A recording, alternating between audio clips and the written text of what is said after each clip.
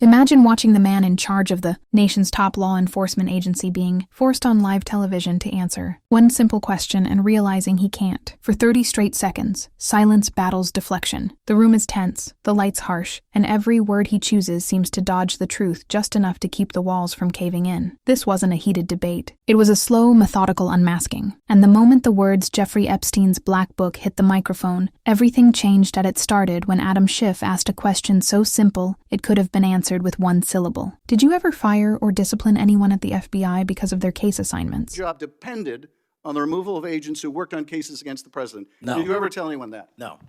Okay. Did you ever tell anyone that you knew these summary firings you were undertaking were illegal, likely illegal, and that you would be sued and later deposed? Did you ever tell anyone that? No firings at the FBI or terminations were done for anything other than justified Did you ever cause. tell anyone that, Mr. No, Patel? Why don't you no answer my question? terminations at the FBI were ever done in my tenure for anything other than failing Did you to ever tell uphold anyone their that, oath Mr. of Patel? Question, loyalty answer to the the question. I FBI. guess you're not willing to answer the question. So let me move on. Let me move on to the Epstein files. You said you're the most transparent FBI director in history, so I'm going to put you to the test. In 2024, you were asked by Glenn Beck about Epstein's Black Book. And you said, he asked, who has Jeffrey Epstein's Black Book? And you said, Black Book, FBI. And he said, but who? That is, I mean, there's, and you said, oh, that's under the direct control of the director of the FBI. That's what you said. Was that true, Mr. Patel? I'll rely on you quoting it accurately. I did No. that a couple Was of it years true ago. what you represented to Mr. Beck and the president's supporters out there, or were you lying? No. Was it true that the Black Book, Epstein's Black Book, was in the possession of the FBI director? The Black Book was in the possession of the FBI. Okay, so now that you're the FBI director, you have possession of the Black Book, right? That index has been released. So you have Jeffrey Epstein's Black Book? What is known as Jeffrey Epstein's Black Book has been released Okay, by us. And let me follow up on Senator Kennedy's question, because he asked you, and I'll be very precise here. You've seen most of the files. Who, if anyone, did Epstein traffic these young women to besides himself? And you said, himself, there's no credible information, none.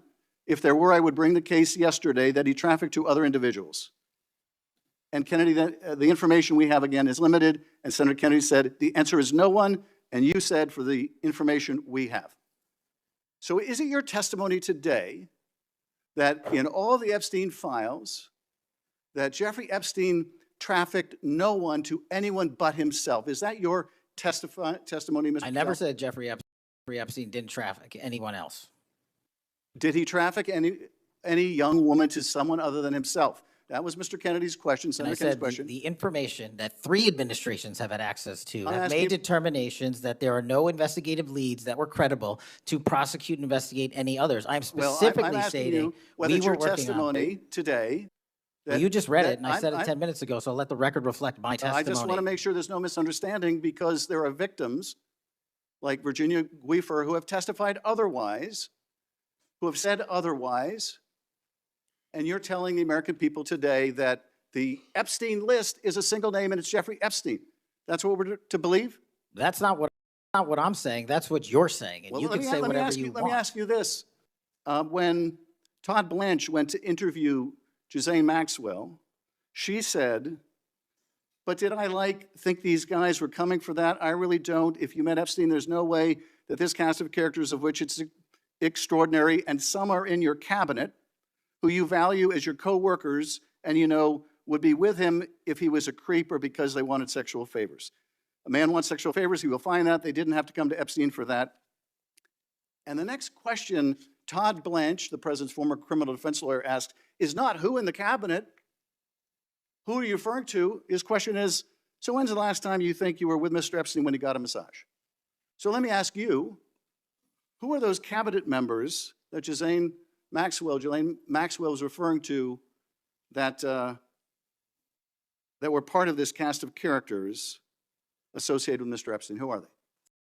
The Deputy Attorney General took the aggressive step that no one else did and interviewed Ms. Maxwell for I'm 2 asking you, days, who are and we released who are the the cabinet entirety members? of that Who are the cabinet transcript. members? I do not have that transcript in front of me. You're picking the American And- public can read and the entirety of Let me ask you that. one last question, because you clearly won't tell us the cabinet members. associated with Mr. Epstein. Let me ask you one last question.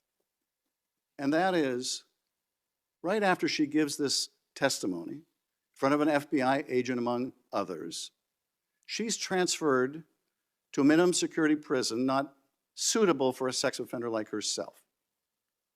Who made that decision and why? The Bureau of Prisons. The Bureau of Decisions made it in Prisons. The Bureau of Prisons decided on their own, without any consultation with Blanche or anyone else, that they were going to suddenly, after this interview, completely unrelated to this interview, completely unrelated to anything she said, move her to a prison not suitable for a sex offender. You want the American people to believe that? Do you think they're stupid? No. I think the American people believe the truth, that I'm not in the weeds on the everyday movements of you're not in inmates. the weeds? What I am doing is protecting this country, providing historic reform, and combating the weaponization of intelligence by the likes of you. And we have countlessly proven you to be a liar in Russiagate, in January 6th. You are the biggest fraud to ever sit in the United States Senate. You are a disgrace to this institution and an utter coward. I'm not surprised. I'm not surprised that you continue to lie from your perch and put on a show so you can go raise money for your charade. You are a political buffoon at best. Well, you can take an internet troll. Take it to the bank that the FBI is protecting this country and the state and citizens of California. We are bringing historic reform. Point of order. But all you care about is a child sex predator that was prosecuted by a prior administration, and the Obama Justice Department and the Biden Justice Department did squat. And what did President Trump do? Bring new charges courageously. And what have we done? Chairman, you said I'm the most transparent situation. FBI director in history. 33,000 pages of information to you. I challenge you to say anything credibly to the truth. Go ahead and run to the cameras where you want to go now. Both of you be quiet.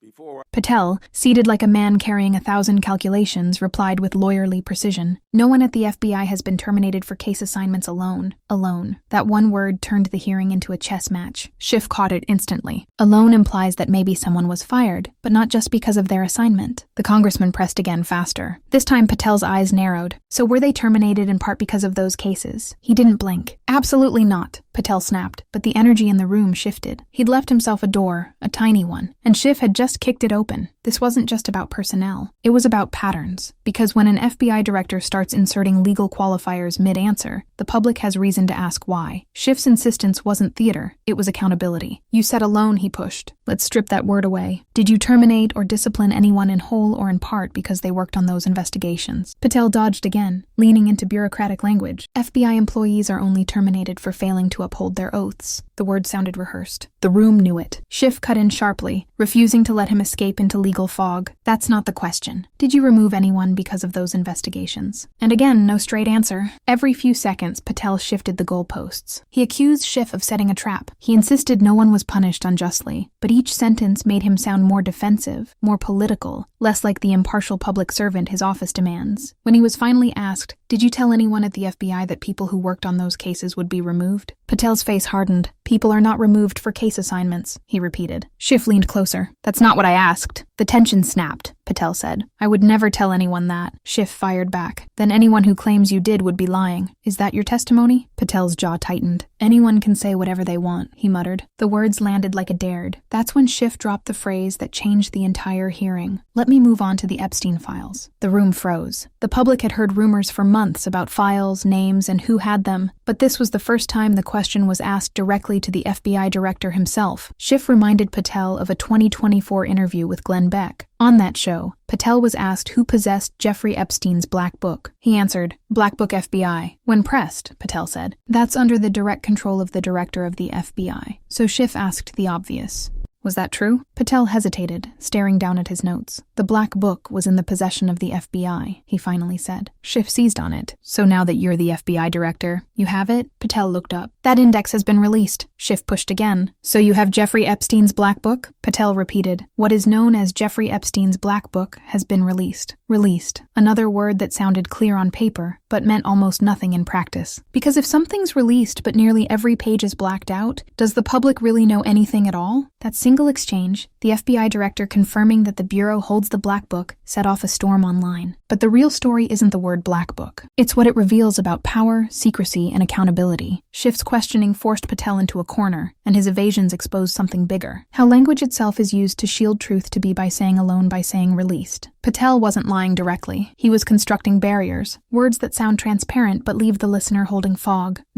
Let's break that down. When Patel said no one was fired for case assignments alone, it technically means someone could have been fired, partly because of those assignments, as long as another reason was added. It's a loophole that allows plausible deniability without committing perjury. This is how bureaucratic defense works, and it's why oversight exists to cut through carefully engineered language. Schiff's persistence wasn't about ego. It was about the system. If agents believe their political cases could cost them their careers, they'll hesitate to volunteer for them. The chilling effect is real. Imagine being an agent assigned to a politically sensitive case, knowing that if you make one wrong move, your career might be over. That fear destroys independence. It undermines justice. And in this hearing, you could feel that fear ripple through every pause, every word Patel refused to say. Then came the pivot. Epstein-Datel's earlier remarks about possession of the Black Book resurfaced at the worst possible time. On one side, he claimed transparency. On the other, his own language suggested secrecy. He said the index had been released. But an index isn't evidence. It's a table of contents. A name on a list doesn't prove guilt. Investigators need corroboration. Records, witness statements, financial trails. Without them, all you have is speculation. And that's where the danger lies, between what's real and what's rumored. For years, survivors have pleaded for transparency, not gossip. They want to know what the Bureau did, who was investigated, and why some leads seem to have vanished. If Patel's claim of 33,000 pages released was true, the next question is, how much of that information actually revealed anything? Because if most of those pages are sealed, redacted, or blacked out entirely, it's not transparency. It's theater. Schiff understood that. That's why he didn't just ask about files. He asked about decisions, who made them, who approved transfers, and who knew what went. When he raised Ghislaine Maxwell's transfer to a lower security prison right after she cooperated with investigators, the room shifted again. It wasn't accusation, it was incredulous. Why? He asked. Would someone be moved immediately after cooperation? Patel replied that those decisions are made by the Bureau of Prisons, not the FBI. Maybe true, but incomplete. Because any serious coordination between agencies leaves a paper trail. Schiff wasn't convinced, and neither were millions watching. What happened next was more revealing than any classified file. Patel, once composed, began to lash out. He accused Schiff of grandstanding. He called him a liar. He called Congress a disgrace. The decorum dissolved, and in that moment the symbolism was impossible to ignore. The man tasked with upholding accountability was attacking the very process meant to ensure it. The irony was thick. For months, Patel had branded himself as the most transparent FBI director in history. He said he'd released thousands of documents. He'd framed quantity as virtue. But in this hearing, transparency wasn't about numbers. It was about honesty. Real transparency doesn't hide behind phrasing. It doesn't dodge. It doesn't belittle. It clarifies. And when the director of the FBI can't answer yes or no to questions about political interference, the audience understands more from the silence than the speech. Because this isn't just about one hearing. It's about a pattern that defines how power protects itself. Bureaucracies hide behind legalese. Agencies claim secrecy for national security. Leaders invoke ongoing investigations as shields. And in that fog, the truth suffocates. What makes this moment stand out is how visible the avoidance was. You could feel the discomfort in the room. See the tightening of Patel's jaw. Hear the edge in Schiff's tone. It wasn't just politics. It was principle. Because oversight is supposed to be uncomfortable. That's its purpose. The FBI, the DOJ, every institution that wields power owes its legitimacy to accountability. And when accountability is replaced with aggression, the public trust erodes. This is why hearings like this matter. They force the hidden gears of government into the light. They remind us that no agency, no director, no black book is beyond scrutiny. The public deserves clarity, not selective transparency, not edited truths, clarity. What happens next depends on whether Congress follows through. There's already talk of independent inspector general reviews into personnel decisions. There are calls to audit the handling of Epstein-related materials and to demand that any withheld pages be justified, not hidden by default. There's growing pressure to protect whistleblowers who've said they faced retaliation for speaking out. These aren't partisan demands, they're structural ones. Because justice doesn't belong to one side, it belongs to everyone who believes the system should follow function fairly. For victims and survivors, this isn't abstract. Every time transparency is delayed, justice is delayed. Every time accountability is dodged, trauma deepens. And for agents who dedicate their careers to integrity, watching leadership twist language instead of telling the truth is devastating. When Patel called Schiff a liar, he wasn't just attacking a person, he was attacking the very principle of oversight, because oversight by definition questions power. It demands answers, even when the answers are uncomfortable. And every time that principle is dismissed, democracy weakens just a little bit more. The hearing may have ended, but the questions didn't. Who really controls the files? What parts of the Black Book are truly public? Were any agents punished for doing their jobs? These aren't conspiracy questions. They're civic ones. And the more power resists those answers, the louder the demand for them will grow. In the end, this story isn't about one director, one congressman, or one case. It's about the delicate balance between secrecy and accountability, the difference between protecting investigations and hiding mistakes, between transparency that informs and transparency that performs.